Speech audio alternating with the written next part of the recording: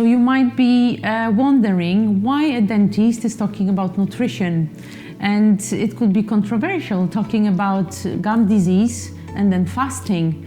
And do you think that there would be a link? Is it really beneficial to do fasting?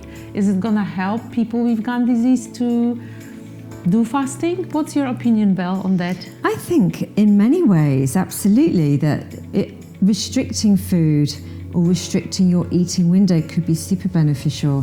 I think we really need to define what fasting means. Definitely. Because it means so many different things, doesn't it? I mean, historically and culturally, we fasted for many, many years in many different religions. I like to think about the purpose of that to some extent is to make us feel more accountable for our actions.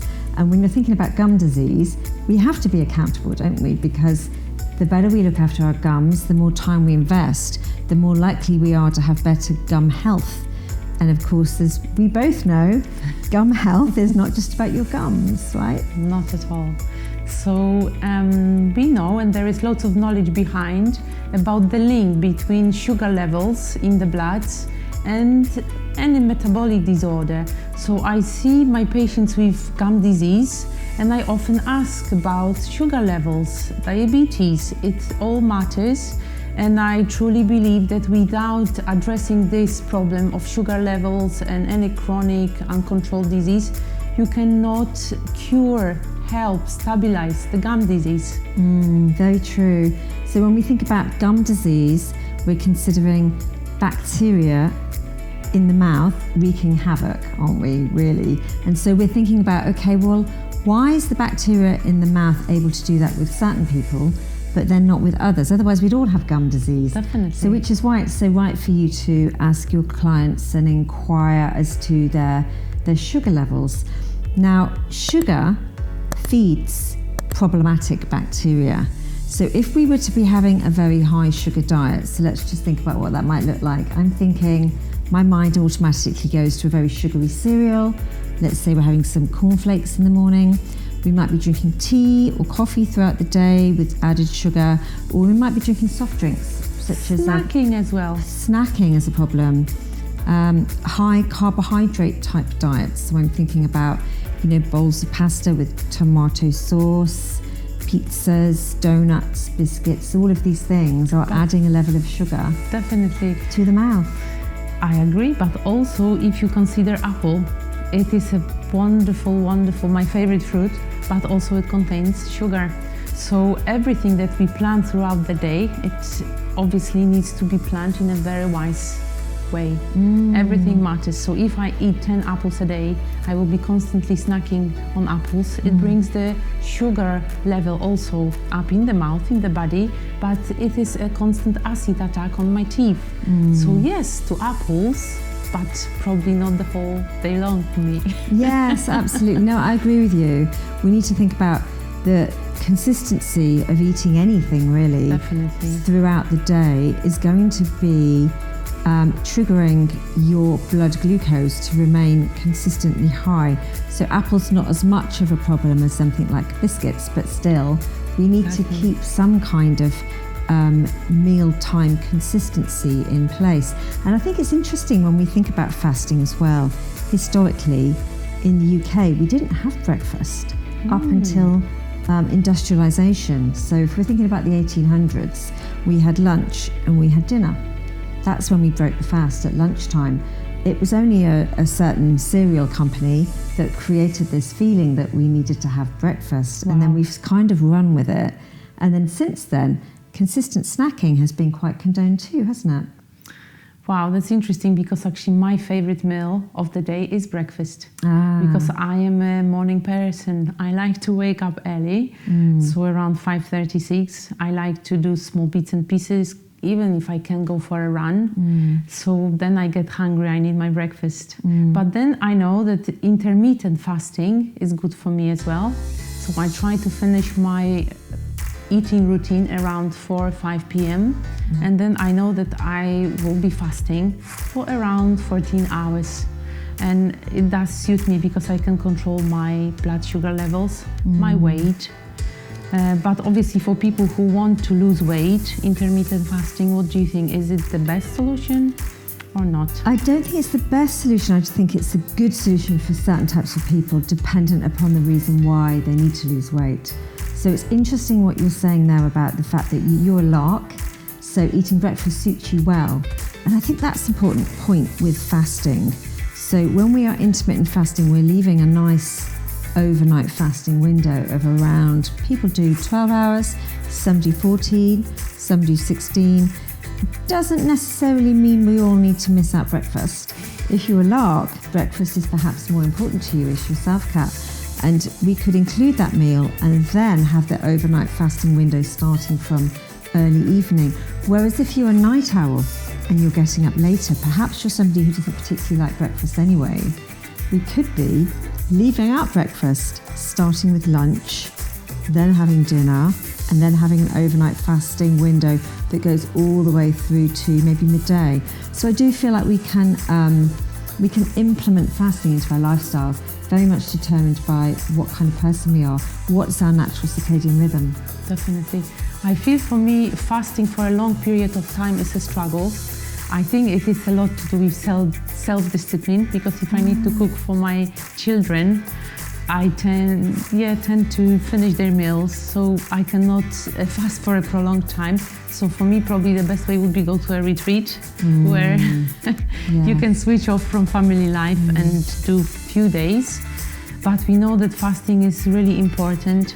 If we cannot do it a few times a year, maybe throughout the week, throwing one day a week, do you think it is a good idea? It's such a good idea. It's fantastic to be able to take yourself away to a health retreat and do 5 days. That could be a long weekend, or 7 days, or 10 days if you can, because that allows you to understand how good you feel when you've had a nice solid fasting period. However, it's hard to do that when you get home, isn't it? It is. So it's very beneficial just to choose 1 day a week and think, well, perhaps I will reduce my calories down to around 800 calories per day, but also give yourself a nice long fasting window. So between 12 hours and 16 hours is really useful.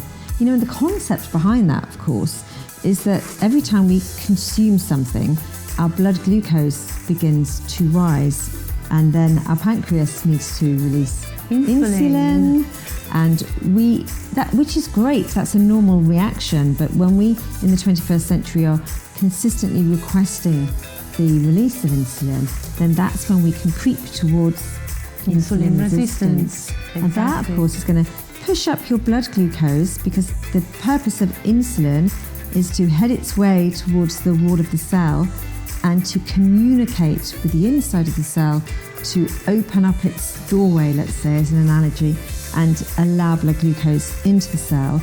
And that brings blood glucose down out of the general circulation into the cells, which means it's not so widely available to feed bacteria, which is why this brings us all the way back to thinking about gum health. Oral health, yes.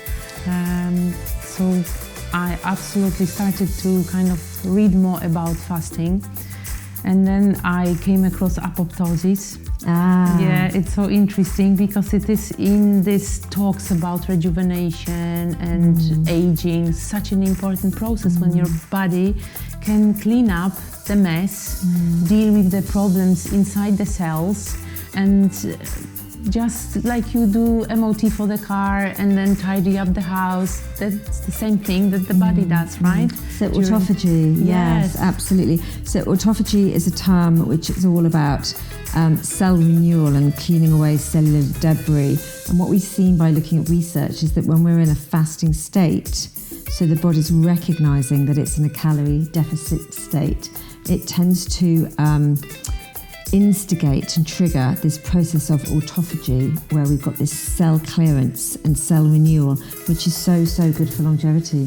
Definitely. So I suppose that if there is any disease, fasting could be beneficial. Do you agree with that? I do agree, absolutely. When we are in a fasting state, what our bodies need to do is adapt very quickly. And I always like to think back to when we were cave dwellers. You know, how did we adapt to food abstinence? Because we are well equipped to cope with the abstinence of food. We had to be, in order for the human race to evolve. So if we think about how back as cave dwellers, We might be running across prairies for days trying to catch a wild animal, where perhaps there's no berries on the bushes. It's the time of year where food is scarce. Our bodies could not let us starve, and our bodies are very clever at creating new energy. So if you think about those days where we had hours and hours or days and days of no food, and our carbohydrate levels, a stored carbohydrate, which is called glycogen in the liver and the muscles, that is our storage depot for those moments when we're in food deprivation. They are being utilized. So we're keeping our blood glucose at a steady rate. But what happens when they run out? The body's clever at creating a secondary energy source, and that of course is your fat stores. Yes. So then as your fat stores start to be burnt up, we then get the production of ketones. And ketones is so important, and are part of the process of the body burning fat as fuel in the liver.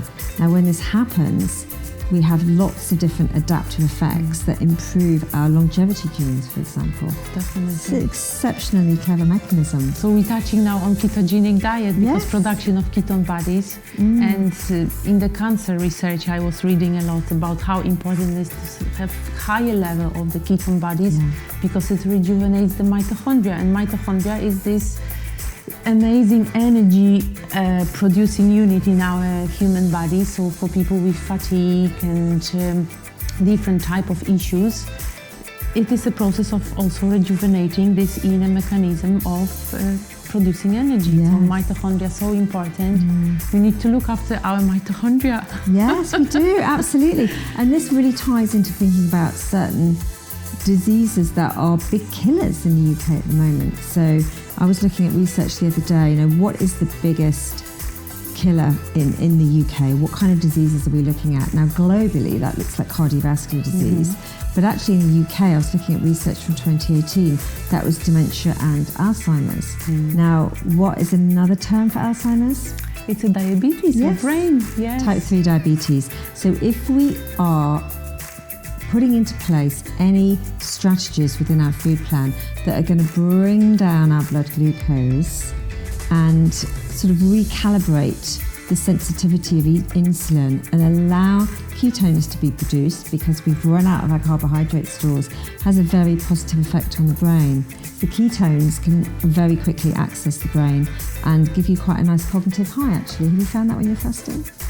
Oh yes, after I came back from retreat, I was full of energy, just felt perfect. I had no aches in my body, and I just wish to learn how to have this retreat every day. Yes, yeah, it's in my important, daily isn't it? life. Yeah, so that's sharp thinking. It is. Which is strange, because when you're going through a process of fasting and it's not that there's a complete abstinence of food, we're not taking food away, but we're reducing food down. On a fasting retreat, we reduce down the calories and we upgrade the energy exerting, let's say, the exerting of energy.